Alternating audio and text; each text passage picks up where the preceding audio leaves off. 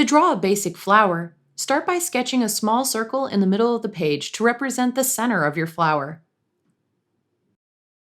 Next, draw a larger circle around the smaller one. Use the bigger circle as a guide to sketch in some petals around the central circle.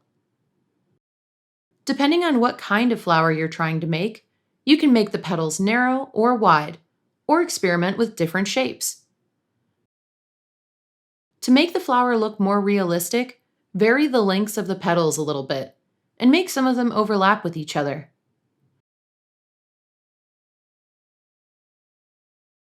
Next, draw a stem descending from behind the circle, starting at the small central circle. Sketch in a couple of leaves branching out from the bottom of the stem.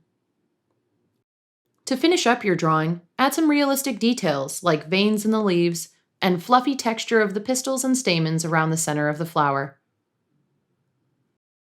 Go over the outlines of your drawing in ink and erase any unnecessary lines, like the outer circle that you used as a guide for drawing the petals.